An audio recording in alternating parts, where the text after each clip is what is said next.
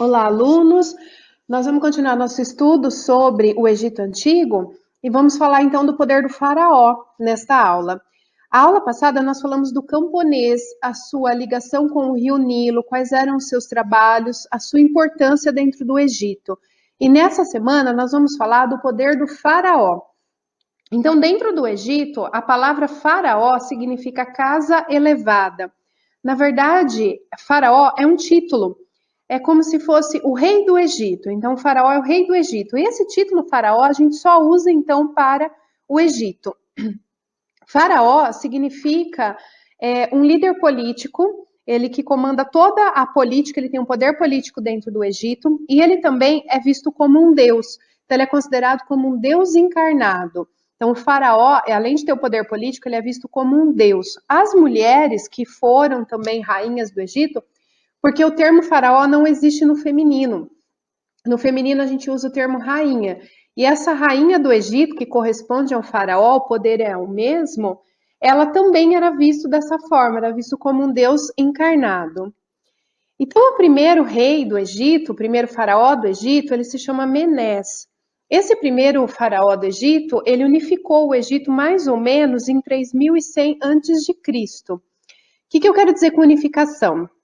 Vocês estão vendo no mapa aqui que eu tenho o Alto Egito e o Baixo Egito. O Alto Egito tinha um rei e o Baixo Egito tinha outro. A partir do momento que houve a unificação do Alto com o Baixo Egito e o Egito ficou como uma coisa só, então eu vou chamar esse governante de faraó. Então, o faraó nada mais é do que o líder político que governa o Alto Egito e o Baixo Egito, e esse faraó é visto como um deus encarnado. Você deve estar imaginando por que o alto fica aqui e o baixo fica aqui.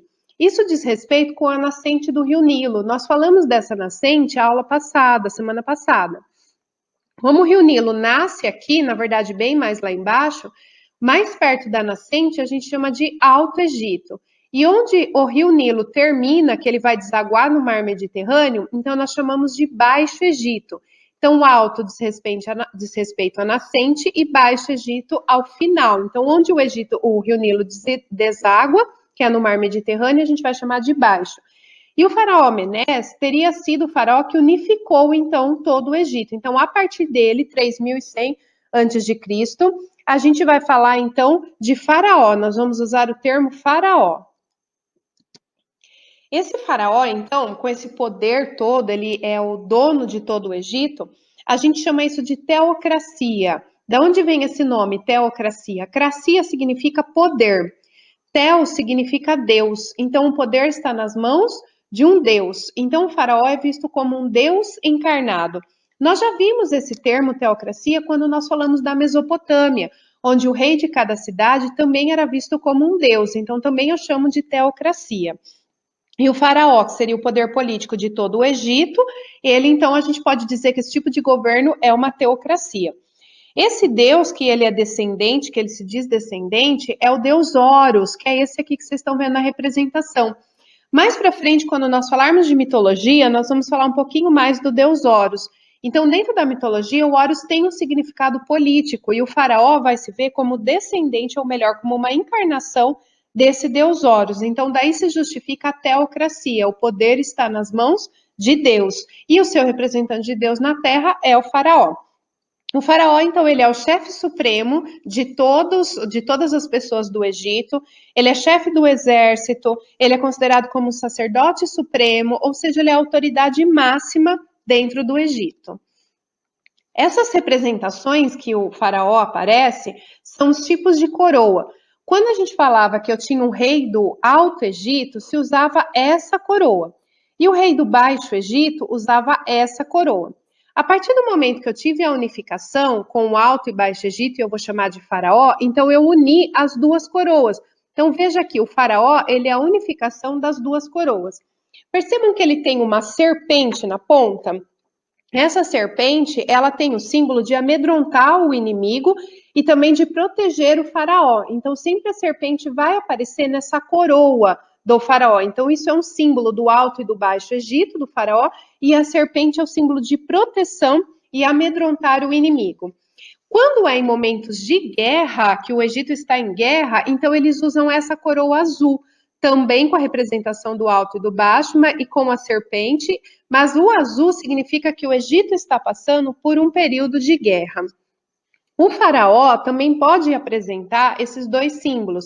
Esse símbolo aqui é o cetro, que ele simboliza um gancho. Esse gancho simboliza o poder que o faraó tem de resgatar os inocentes, de resgatar o seu povo. E esse outro símbolo é um chicote. E o chicote representa o seu poder de punição.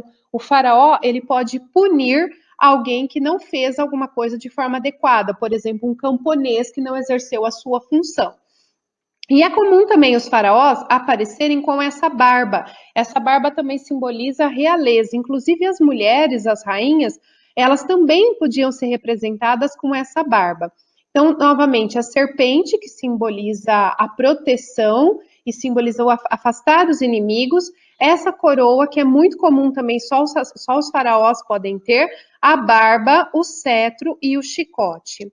Alguns faraós muito famosos que nós conhecemos foi o Tutankhamon, devido a essa máscara de ouro, ele era de um período de uma dinastia muito rica. Nefertiti, Ramsés II, Cleópatra, Kelpis, entre outros que são bastante famosos, que essa é a minha proposta de atividade para vocês.